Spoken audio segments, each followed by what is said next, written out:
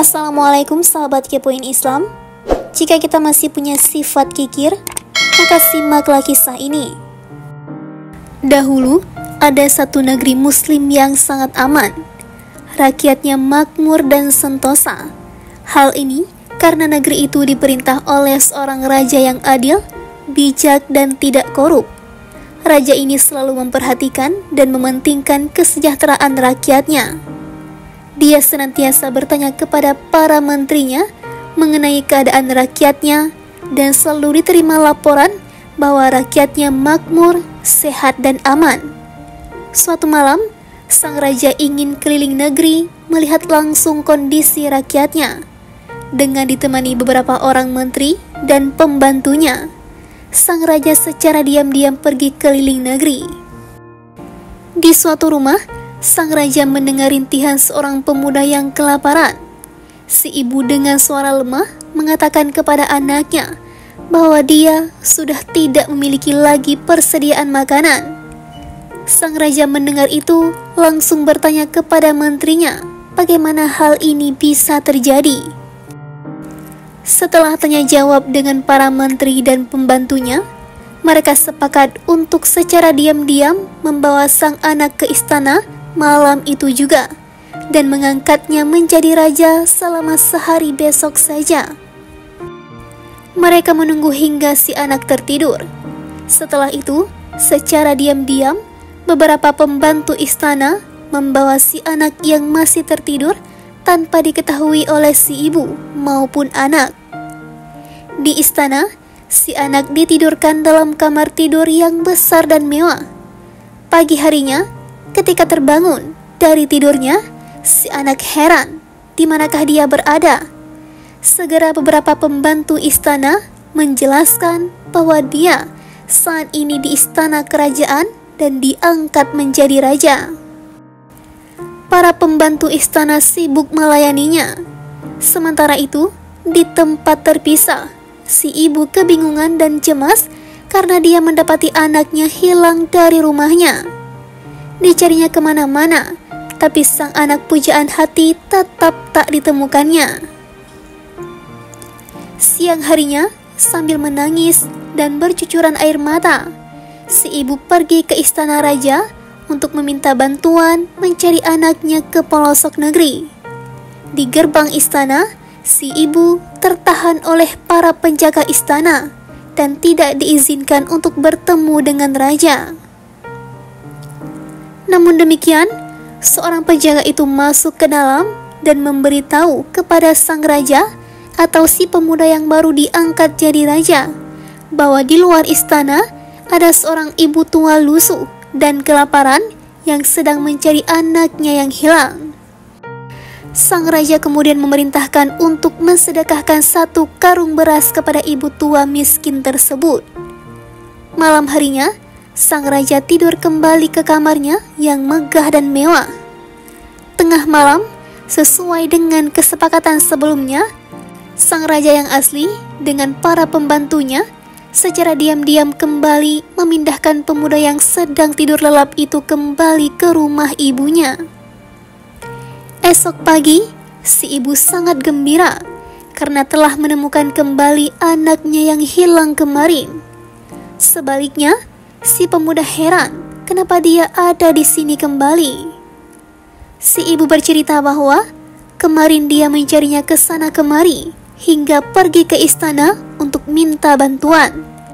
Dan pulangnya, dia diberi oleh raja sekarung beras.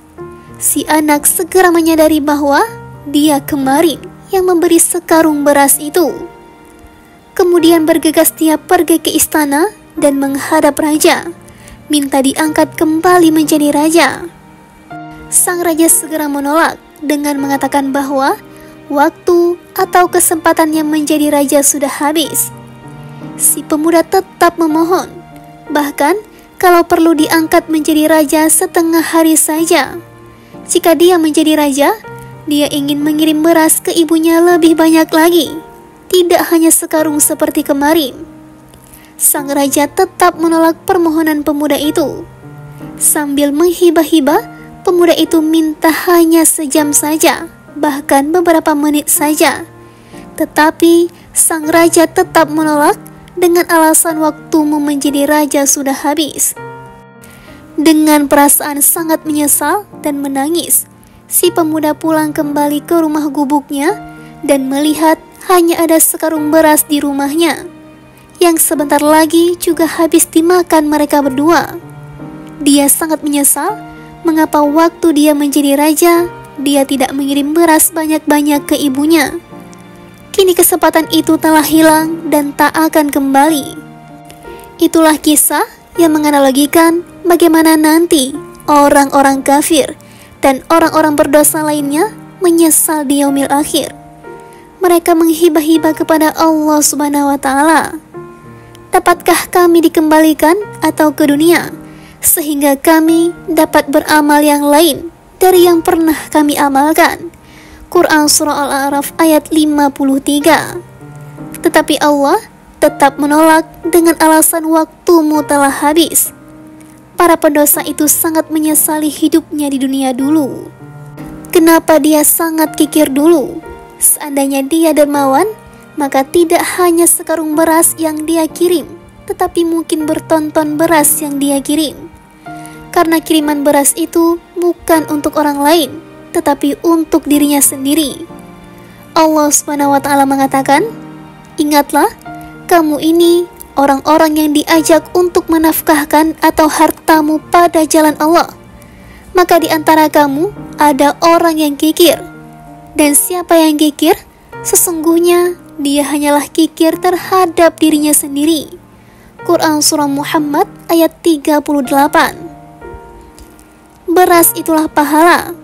Oleh karena itu, gunakanlah waktu kita saat hidup di dunia ini untuk mengirim pahala sebanyak-banyaknya untuk bekal hidup kita di yaumil akhir kelak. Selagi kita masih hidup di dunia yang diibaratkan kisah di atas, kita saat ini masih menjadi raja yang tinggal di istana. Kita saat ini adalah seorang raja. Gunakan kesempatan ini untuk mengirim pahala sebanyak-banyaknya. Jangan sia-siakan waktu yang kita punya untuk mengumpulkan pahala sebanyak-banyaknya. Allah Subhanahu wa Ta'ala telah memperingatkan kita untuk menggunakan waktu ini sebaik-baiknya dalam surah Al-Asr. Demi masa, sesungguhnya manusia itu benar-benar berada dalam kerugian, kecuali orang-orang yang beriman dan mengerjakan amal saleh, dan nasihat menasihati supaya mentaati kebenaran, dan nasihat menasihati supaya menetapi kesabaran. Rasulullah pernah ditanya, siapakah orang yang paling pintar itu?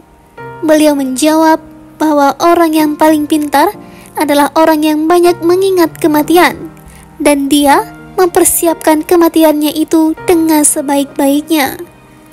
Orang kafir adalah orang-orang yang menjadikan agama mereka sebagai main-main dan senda gurau, dan kehidupan dunia telah menipu mereka. Quran Surah Al-A'raf ayat 51. Sahabat Kepoin Islam, semoga kisah tadi dapat menjadi pelajaran bagi kita semua. Wassalamualaikum warahmatullahi wabarakatuh.